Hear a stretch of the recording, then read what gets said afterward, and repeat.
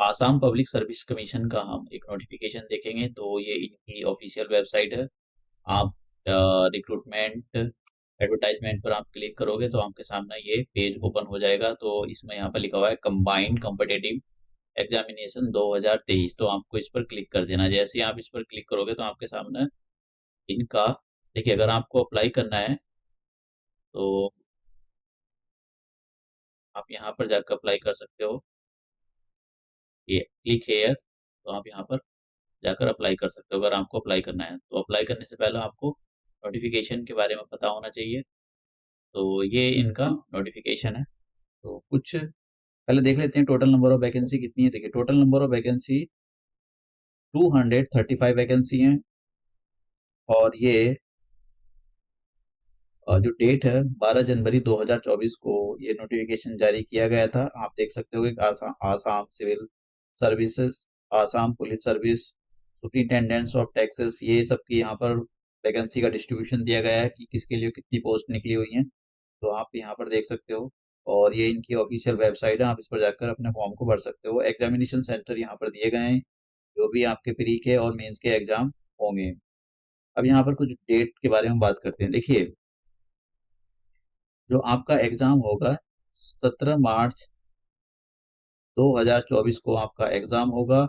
ये प्री होगा और उसके बाद जून और जुलाई के अंदर 2024 जून जुलाई 2024 के अंदर आपका मेन एग्जाम होगा। और इसका जो एग्जैक्ट शेड्यूल है वो बता दिया जाएगा आपको। ये सैलरी है कि जो आपको किस लेवल पर सैलरी मिलेगी। अब लास्ट डेट कब है इसकी, देखिए लास्ट डेट इसकी 6 Feb 2014 यानी 6 फरवरी इसकी लास्ट डेट है। और फॉर्म की जो फीस सबमिट करने की वो 8 फरवरी लास्ट डेट है। 17 जनवरी से ये फॉर्म स्टार्ट हो गए हैं भरने, तो आप अपना फॉर्म भर सकते हो। अब यहाँ पर थोड़ा फीस के बारे में देख लेते हैं कि फीस कितनी है। देखिए फीस बहुत ही रीजनेबल है। तो अगर बात करें जो जनरल कैंडिडेट होते हैं उनके लिए 297, और जो SC ST OBC उनके लिए 197.2 पैसे। पैसे लगाने की क्या जरूरत है कि सीधा। अब देखिए BPL के लिए 47.20। और यहाँ पर अलग अलग फीस दी गई है, तो आप जिस कैटेगरी में आते हो आप उसके लिए अप्लाई कर सकते हो। अब देखते हैं कि भाई आपका कौन अप्लाई कर सकता है। देखिए यहाँ पर लिखा हुआ है इंडियन सिटीजन। ठीक है, तो इंडियन सिटीजन मतलब पूरी इंडिया के लोग अप्लाई कर सकते हैं। तो क्या वाकई में ऐसा है, अभी देखते हैं। देखिए एज जो है आपकी मिनिमम 21 साल होनी चाहिए और मैक्सिमम 38 ईयर्स होनी चाहिए। एज की कैलकुलेशन 1 जनवरी 2023 के अकॉर्डिंग आपकी एज की कैलकुलेशन की जाएगी। अगर आप एज अपर एज रिलैक्सेशन दिया जाएगा अगर आप मतलब SC या STP या फिर ST इस कंडीशन से, तो 43 ईयर्स मतलब 5 साल का एज रिलैक्सेशन। आप जिस भी कैटेगरी में आते हो यहाँ पर एक क्राइटेरिया दिया गया है कि आपको उसके हिसाब से एज जो है वो करेक्ट एज रिलैक्सेशन दिया जाएगा।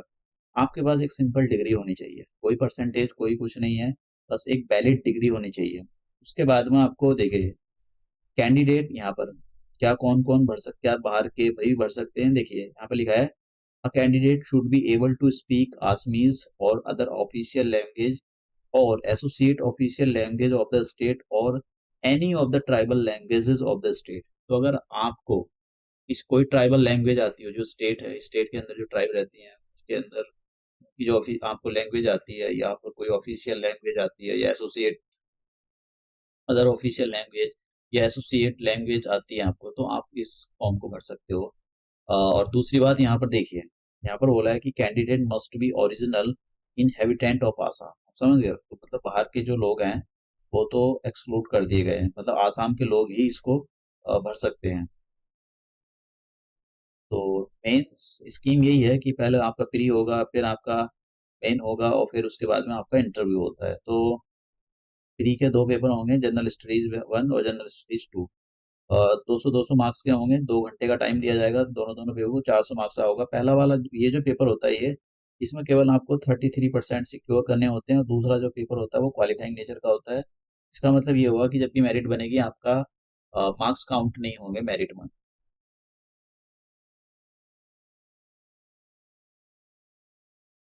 और ये इंटरव्यू 180 मार्क्स का होता है। और बाकी जो भी आपके पेपर 1 ऐसे का होगा 250 मार्क्स का 3 घंटे का टाइम, और पेपर 2 से लेकर पेपर 6 तक जनरल स्टडीज के पेपर होंगे, और ये हर एक पेपर 250 मार्क्स का होगा। तो ये कुछ इम्पोर्टेंट डेट थी, और मैंने आपको इसके अंदर कोशिश की है कि सारी इन्फॉर्मेशन दे दी जाए। अगर आपको कोई भी क्वेरी या किसी भी टाइप की प्रॉब्लम है, तो आप इनके हेल्पलाइन नंबर पर कॉल कर सकते हो, इनको ईमेल भी कर सकते हो, और ये एक और नंबर दिया गया है नीचे, देख लेना। जो भी आपका प्रॉब्लम है, आप इनसे बात कर सकते हो डायरेक्ट। यहाँ पर कुछ फॉर्मेट दिए गए हैं,